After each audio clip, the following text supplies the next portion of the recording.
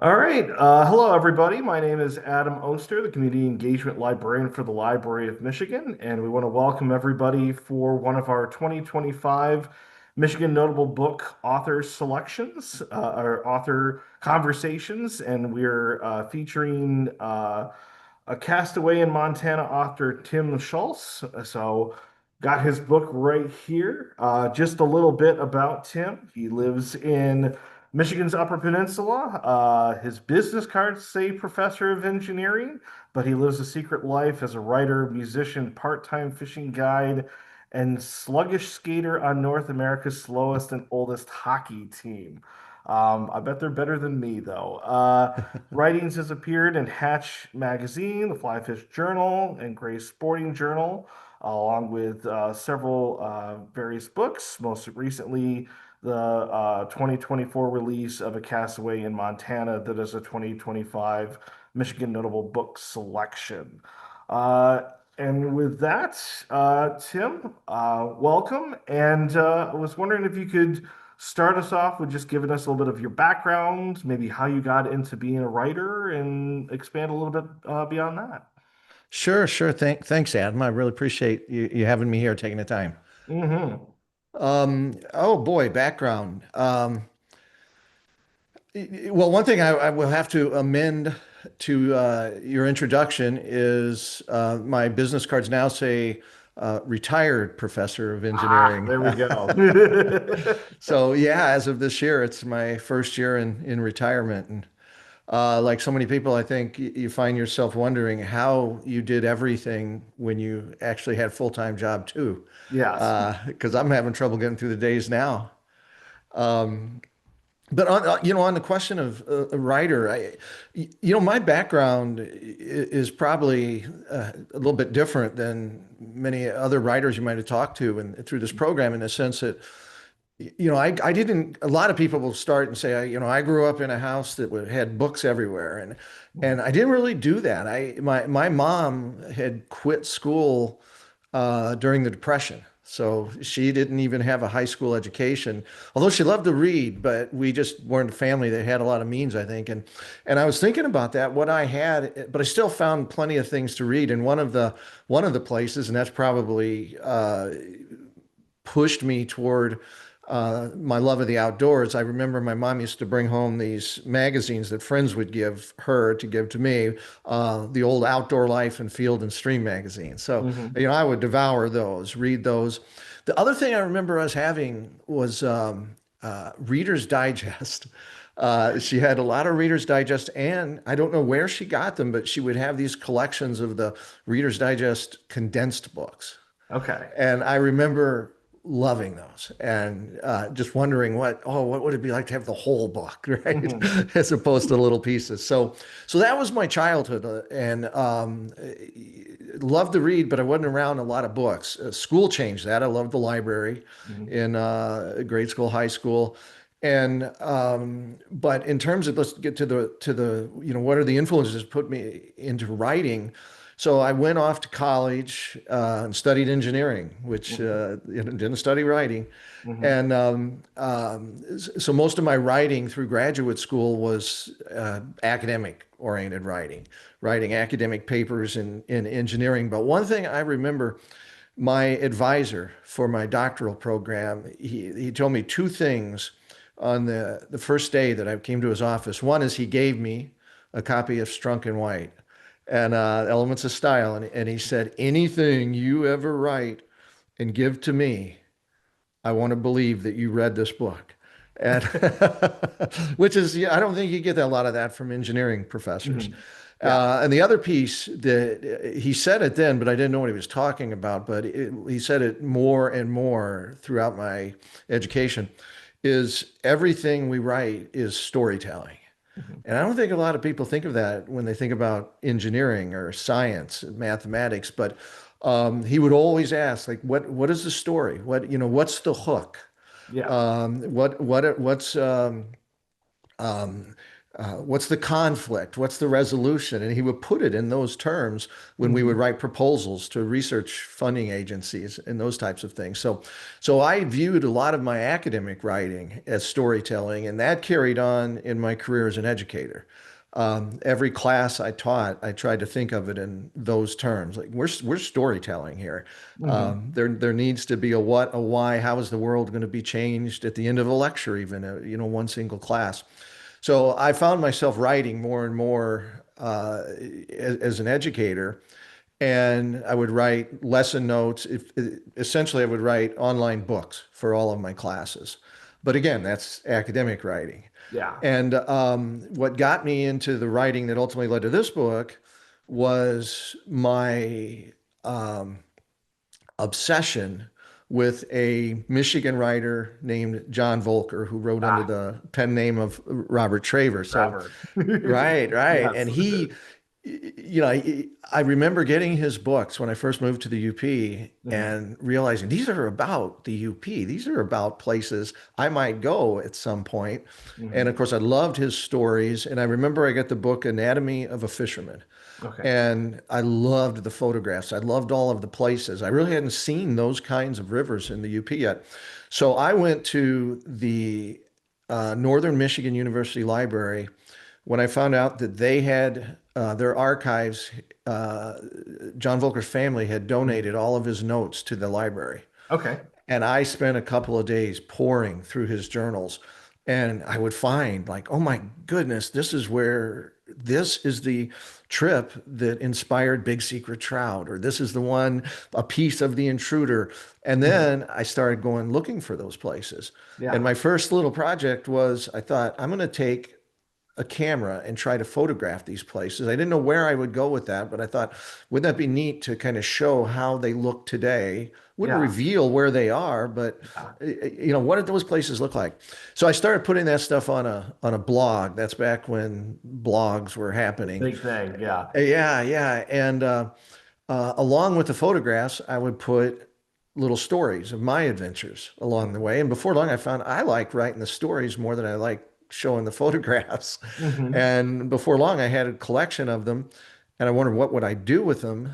And I thought this is when I was first learning about self-publishing, and I viewed it as you're going to make a book, and you're going to make 10 of them and give them to family members and friends, and that's what it means to self-publish.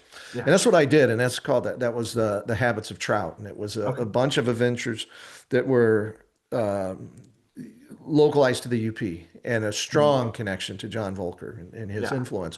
So I put that together, and I sent it to a friend of mine, Jerry Dennis, and asked a wonderful Michigan writer, and asked Yep. Jerry to look it over. And he said, you should try to get that to a broader audience. So I did. I put it, I went through the process of getting it to bookstores, getting it on Amazon, and it did okay. It sold Hmm. pretty well, and then I started writing. People that read it got a little more interested. I do some more online writing, and got invited to a Celebrate Michigan Rivers event Okay. in Lower Michigan, what many people in Lower Michigan call Upper Michigan, Northern Michigan. Yep. Upper So lower northern, something like that. yeah, so I get to drive 5 hours east and south to get to Northern Michigan. Hmm. And but I got there and met another writer who was invited to that event named Bob DeMott, and Bob ultimately invited me to come visit him in his summers in Montana. Okay. And that's what led to A Castaway in Montana. Um, and I went to Montana. I did not intend to write a book. That was Hmm. not even close to in my mind. I thought maybe I would pick up some articles, some stories if something good happened. But ultimately, there was a path that developed through the story. And I realized I was there 3 weeks, about 2 weeks into the trip, I realized, my goodness, I think there might be enough of a thread here to make a book that Yeah. would bring all of these things together and have a beginning, a middle, and an end, and that's how that came about. So So that's a long path. Sorry about that. that's okay. I mean, Yeah. it does make me sort of like, one question that kind of comes to mind with that, because I've done one or two trips out west before, not in 3 weeks, but in one of them was in 3 days. Yeah. Yeah. But when you were in it, going throughout that trip, was that ever something where you were actively thinking about, oh, I should remember this. This would be something good for putting into something for publication? Or was it something more afterwards? You're like, oh, this collective experience is now making me think there's something out of this. Yeah, it morphed from the your first example Yeah, of little events. I thought, that might make an interesting story. yeah, To at one point, I thought, and I don't want to give every little piece that's in it, but my dog plays a strong role, and I started to see that thread develop. yeah. The people that I would meet, the connections. That was another big one. The connections between Montana, parts of Montana and Michigan. And a big one that got an entire chapter devoted to it was the connections between Michigan's Copper Country, where I live, Hmm. and Butte, Montana. Hmm. And so I started to see, yeah, there are a lot of these connections. And before I really thought about writing any particular article, I had decided, I think all of these stories are going to come together into one book. Hmm. Yeah. Um,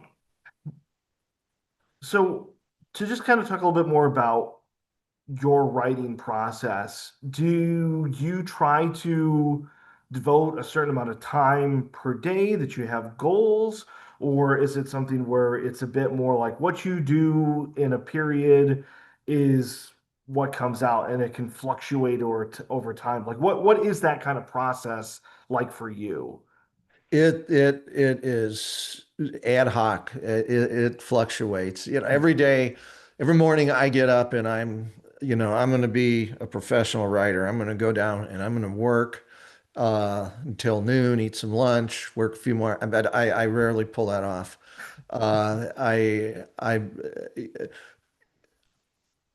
I think a lot about I see a lot of writers, they write about their process, they get interviewed about their process, and it's just go, write, Yeah. write, write, and don't worry about that first draft. I worry way too much about the first draft, I think. And Hmm. I very much try to get chunks in good shape Okay. early on. So I find myself thinking about writing every day Okay. and looking for those little specks of gold. What's going to be the story? I sometimes use that example of the old time gold miners with those plates, and they fill them up with muck, and Hmm. then they start messing them, shaking them around and trying to get all the stuff that isn't the gold out of there and leave Hmm. behind only the gold. I kind of think of that in storytelling, right? You've got a bunch of stuff happening, Hmm. and you want to get all the stuff out of there that isn't the story. Yeah. And I that's a big process for me. But I'm not good at, or I don't have a lot of experience of finding that Okay. through the process of writing. I have to kind of think it through first. Can it sometimes feel overwhelming? Like, can you get moments where you're like, I'm getting too much right now. I have to step back and then maybe look at some of it again. Or has your experience now of just having written so long, you're like, okay, I can. This is not easy, but it's a attainable achievement whenever you're in moments like that. Oh yeah, yeah. I've had enough. Sometimes I'll sit down to write an essay that I want to write something. I'm going to send it off to a journal, and I know there was an experience that I had that I think there's a good story in there, and I'll start working on it, and I'll find the inspiration. I'll find something I think is compelling, a little bit clever, creative, and when I finish it.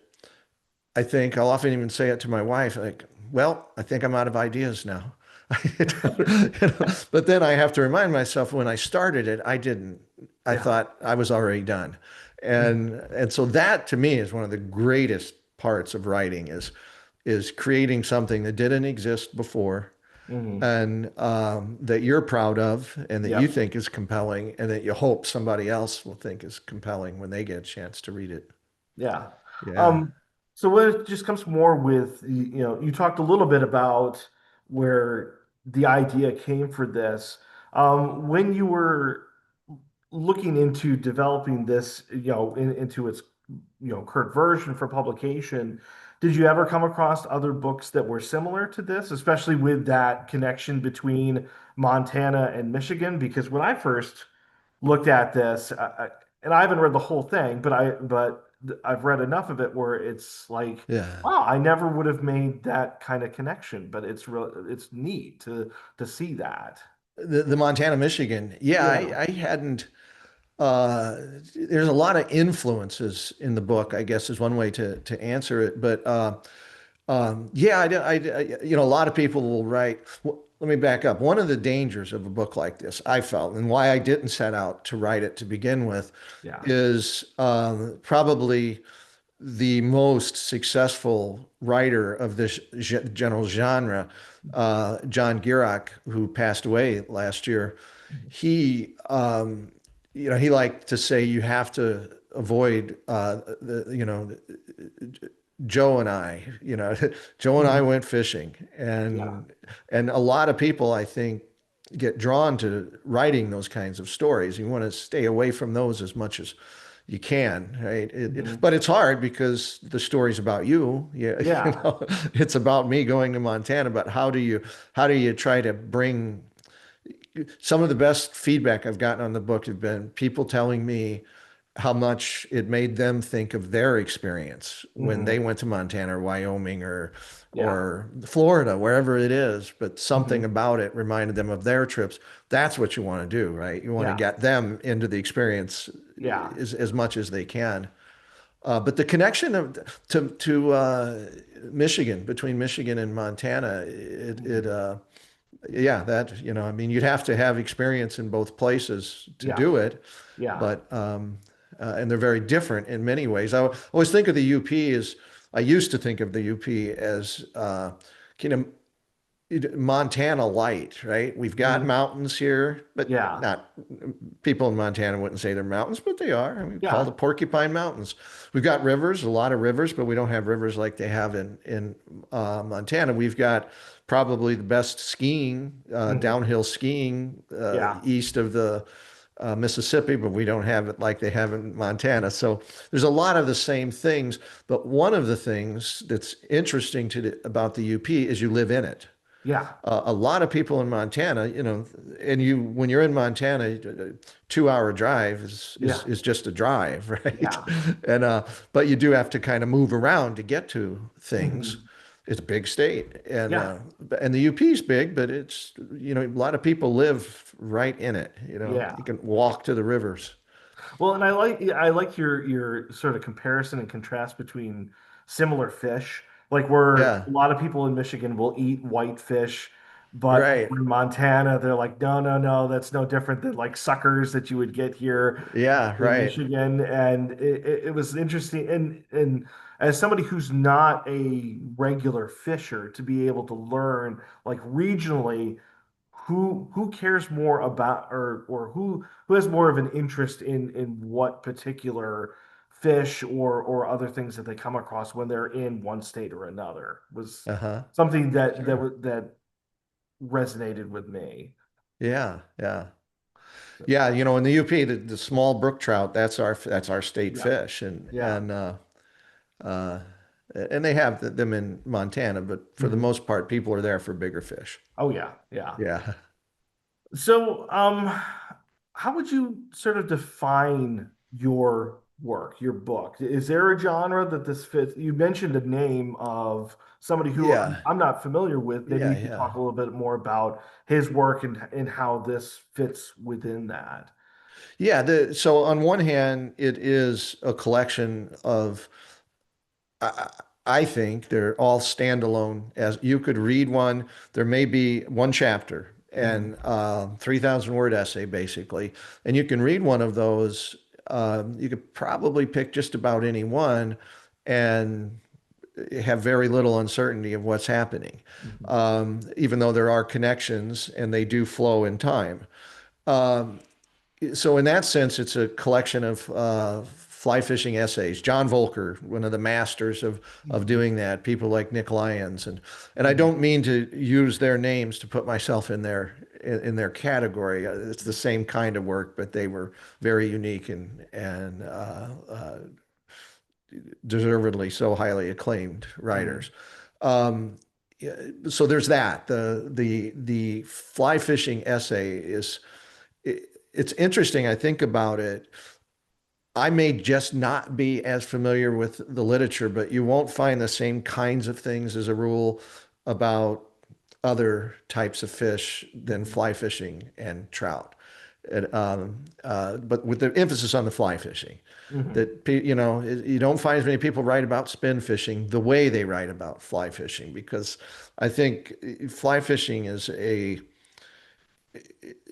on one hand, it can be very simple, and the other, it can be incredibly complicated, and Mhm. it brings out a lot of emotions in people. I think there's Yeah. something about it. So that's one way to view the book. Another is it's a travel log. Mhm. If people like travel stories, it starts at my house and ends when I return, and Mhm. and moves along. And one of the things that I liked about it, about the trip, is I have a fondness for not having a plan. Mhm. And I can't goof it up if I don't have a plan.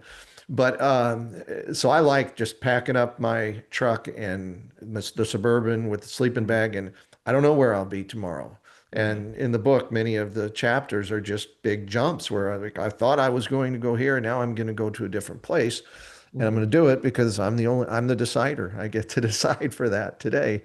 And so the travel log aspect of it, Yeah. and then there's a little bit of I try to bring in some history of Mhm. Montana connected to some of the history of Michigan. So Mhm.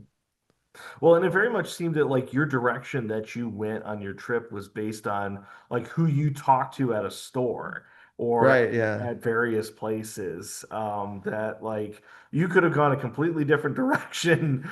But if absolutely. if somebody hadn't mentioned to you, oh, something about that they had heard from somebody else earlier that day or whatever the other variable, it seemed like this could have gone in a number of different directions based on those variables. Yeah, I had a few set events, people I planned to visit, but a lot of it was which way is the wind going to blow? Literally. Um, so normally with some authors we would say who are your favorite characters, but a lot of this is you're meeting real people. Yeah. Do you have any people from that experience that sort of pop out the most when you were writing about them, or are there certain moments in the book that resonate the most with you?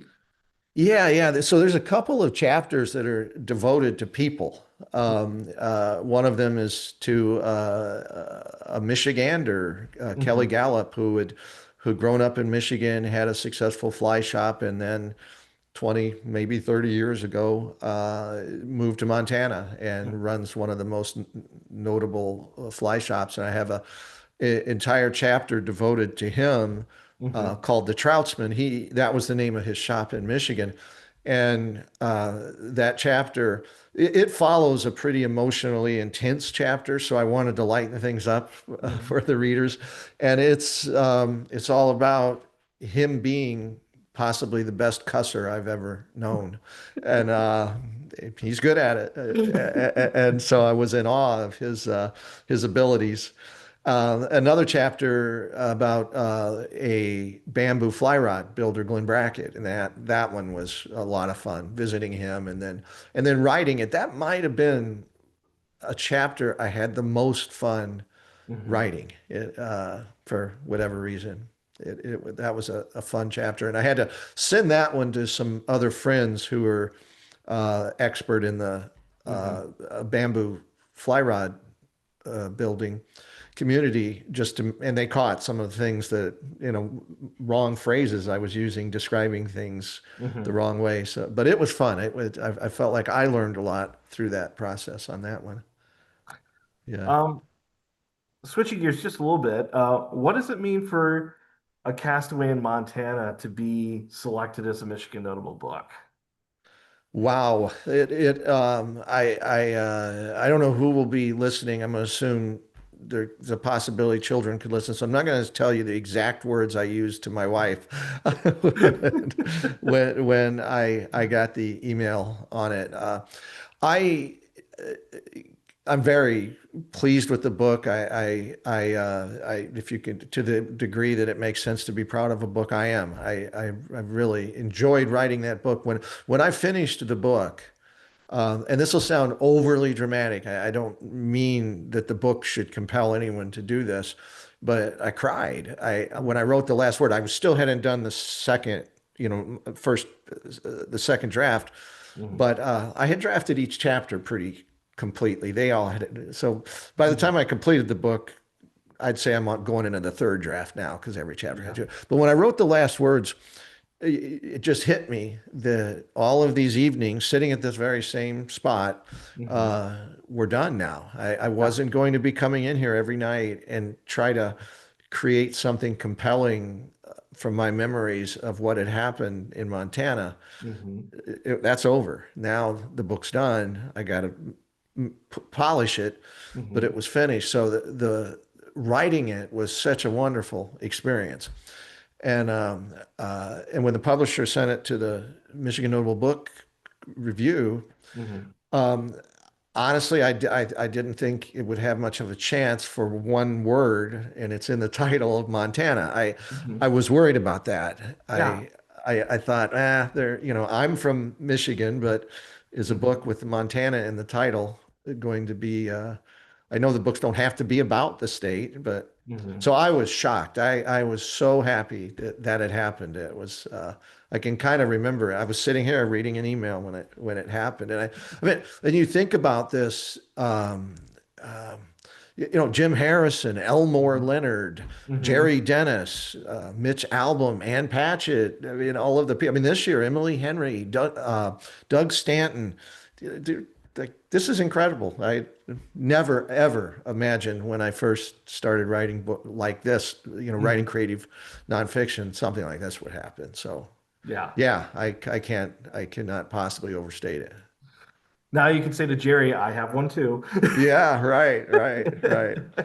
Well, and Um, part of that book, by the way, having Jerry write mhm. the foreword. Now I'm going to sound like a big sissy completely, but that one got me. That Yeah. teared me up because Yeah. I, I saw someone say this about their book once before, and they said that they were very proud to say the best writing in their book is in the foreword. And I hesitate to say that because Jerry is so kind to me. I don't mean it in that regard, but Yeah. he's got a couple of paragraphs in the foreword that are beautiful Yeah. and not having anything to do with me, but about why do we write about, Hmm. why is there so much written about fly fishing? And Yeah. Jerry's answer in that foreword is as good as I've ever seen. Hmm. Yeah. I've had one opportunity to meet him when he was presenting at a library, and it was fascinating getting to hear his experiences, from what Yeah. his focus is. And it makes me very much appreciate that there are authors like you and him that are talking about and writing about these kind of experiences that many Michiganders have. And because it's something that, I myself maybe have not done a lot with, but it makes me motivated to at least want to appreciate it and maybe try it at some point on my own. Yeah, And that actually, Jerry, oh, go I will ahead. say real quick that John Volker, who I mentioned Mhm. earlier, he's a Yeah. Michigan treasure, and Yes. it's I feel sad that or sad, but it's unfortunate that more people don't know about him, Hmm. particularly people that fly fish. So fly Yeah. anglers, you'll talk about John Volker, Robert Trey, and they don't know who he was. And I Yeah. think, well, you should read his books because they're as good as it gets, and they withstand time, and his fiction's good. Yeah. Uh, Jerry is a treasure of Michigan, Hmm. and I know a lot of people know that and understand that, but Yeah. I want more to know because, Hmm. he's here now. You can go see him talk Yeah. as and we need to appreciate it because he's one of the best the state's ever had. I couldn't agree more. Yeah, yeah. Um, so what do you think people sh or why do you think people should read this? I mean, you talked a little bit about what sort of genres it fits in, but are there other things about why they should pick up A Castaway in Montana? Yeah. So that I saw that you would ask that question, and Yeah. I got to tell that's a hard one. That's Mhm. my personality's not wired real well to answer that question. So what I will do, and it'll still make me uncomfortable to do it, but I would looking through my files at either personal correspondences I've Mhm. gotten or comments that have shown up on chat groups somewhere. The point is, these aren't reviews that Yeah. were submitted somewhere because I love every review that I've gotten for my book, but I know that when people write reviews, they're trying to be kind in their review. Mhm. And Yeah. and so let me tell you what some other people have said about why you might want to read the That's book. totally And fair. not reviews. And Yeah. and some of I just it was fun to go look through this. One of the things that every writer wants to hear is I didn't want it to end. Yeah. And so I love that, and I hope people will feel that way when they read it. If you want to read a story that at the end you wish it could keep going, I think it's there. I find your ability to write with clarity, humor, and detail about a subject and geography I love a most pleasant discovery. Beautiful prose, well researched, delightful mix of sarcasm, wit, and self deprecation. Couldn't enjoy it more. Found myself thinking that's so well said over and over again. The landscape and the fishing are realistically rendered, and his spate of homesickness at the book's beginning mirrors my same grief whenever I leave home. Mhm. You like fly fishing? You like fishing Montana rivers? This is a book worth the effort. So, um, so I agree with everything Yeah. they said, but I hope people will find that. I hope they'll be surprised by the humor. Mhm. I do try to write with humor. I think that's important in almost everything that we Yeah. write. I, Uh, I I think just my own addition to add to that is that I felt like I was standing next to you yeah. and getting a play-by-play that getting all the details that I needed and more based on how you wrote it. And Uh-huh. some writers they get very technical or they get very um I have a history background, and so like they get a little bit fluffy with their words. But with yours, it's like I'm there. I feel like I've walked into the gas station with you when you're looking to get you know Yeah. shower and food, and because you want to get back out there and do more things and hit the rivers again. And it's neat having a style of writing that you can feel like I'm standing next to you at the moment that you're reading that in the book. I think personally there's and I hope I'm always getting better at this. Hmm. That what you want to do is uh, you don't want your writing to sound like writing, Hmm. but at the same time, there's a risk that you overdo that and you get too folksy. Hmm. And I don't think readers like that. They want to believe this is professionally written, Hmm. but they want that to be behind the scenes, if that makes any sense. Yeah. Sometimes I think people get too folksy with it. Yeah. And I no, you still have a job as a writer to Hmm. communicate clearly, to use as few words as possible for a complicated idea. Hmm. But Elmore Leonard says, you don't, if it sounds like writing, I rewrite it. Hmm. And I think that's what you want to do to, and that's a hard one when you write something like a Castaway in Montana. How do you take yourself out of the story when it's about you? Hmm. I mean, I'm in it nearly every chapter. So, Yeah. and that's what you try to do as much as you can. Yeah. Well, for our last question, which writers or works have you found yourself reading most recently? You had a very cathartic experience of finishing with this. Yeah. What have you been able to fit in now with reading of your own? Yeah. So I am, and this will be answering another question that you haven't asked when I answer this, because I think anyone who's read a Castaway in Montana or has listened to us up to this point and have a feel for what the book is about won't expect to see this one coming. But Hmm. I have been binging on Elmore Leonard, Hmm. Carl Hyacin, George Higgins, Franzetti Coyle. Hmm. So that might give you, if you're familiar with all of those, I'm thinking a little bit about fiction now and something set in the UP and the thread there being kind of crimey, Hmm. crime, local humor kind of stuff. So So that's that's what I've sort been of reading. teasing what you may be focusing on Yeah, in the that's future. what I spend my days on now. Yeah. I try to read those authors and then do my best to try to work. I'm working on another genre now, so here we go. Uh, Well, is there anything else that we haven't really touched on that you think that anybody watching this author conversation should know about a castaway in Montana or your writing or the process that you think would be good to talk about? well, one thing I will bring up, kind of two connected topics. About a half a dozen, six of the 24 or so chapters, 20 some chapters anyway, um, do not have fishing in them. Hmm. Um, they cover a variety of topics. Maybe it's a profile of a person, or it's a reflection on one of them is a reflection on reading, the role of books play in my life and in the trip.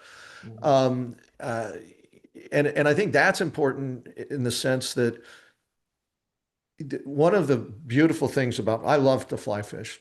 Hmm. I love the places that I go, but I hope what comes out of the book isn't so much the fly fishing took me to a place, and both in my mind and in my body, Hmm. where I could experience things I couldn't have experienced any other way. And a lot of those experiences aren't the fishing, they're Hmm. other things. And one of the fun things I did in the book, so the in addition to having Jerry Dennis write the foreword, Bob White, who I'm happy to call a friend, and uh, he did the cover art and he did the sketches. There's a fly sketch at the beginning of each chapter, and he asked, like, what fly do you want me to put on each chapter? And for many of them, it was easy. I would just look and say, you know what? I used this particular fly. It played a pretty big role in this chapter. Let's put Hmm. that one on the cover. But what do we do on the chapters that don't have any fishing? Hmm. And I kind of consider those Easter eggs for people if they want to go back in and try to figure out why that particular fly. First, you have to identify the fly. And Yeah. I'll give one away. The chapter two, the chapter called "A Goodbye," Hmm. which is about me leaving Michigan Hmm. and all of the things that I felt like could have stopped me from taking that trip, Hmm. and one of those being my dog, Yeah. and who's a Labrador Retriever, and the fly that we put on is a fly called the Labrador caddis. And so there's those. One of them, I'll give another one away. The fly on the chapter called Coincidence Hmm. is a fly that's named Serendipity. Okay. And so I thought that would be a good one. So that was fun too, that I think has something about the book that people might find Hmm. interesting. Little Easter eggs to keep them, if they didn't catch it the first time, it's now time to go back into the book again and see what they maybe what they missed the first time around. Yeah, yeah, yeah. Well, this has been a great conversation. And just to sort of wrap things up, we've been talking with Tim Schulz, the author of A Castaway in Montana. If you want to learn more about his writing, you can go to timschultzwriter.com. And I just also want to remind everybody that to learn more about the Michigan Notable Books program, they can go to michigan.gov/notable books. Also want to thank the Library of Michigan Foundation and Michigan Humanities for their contributions towards the program. And look for other 2025 Michigan Notable Book author conversations coming out soon in the future. Thanks again, Tim. Appreciate Well, it. thank you, Adam. Thank you so much. I really appreciate this. Been a lot of fun.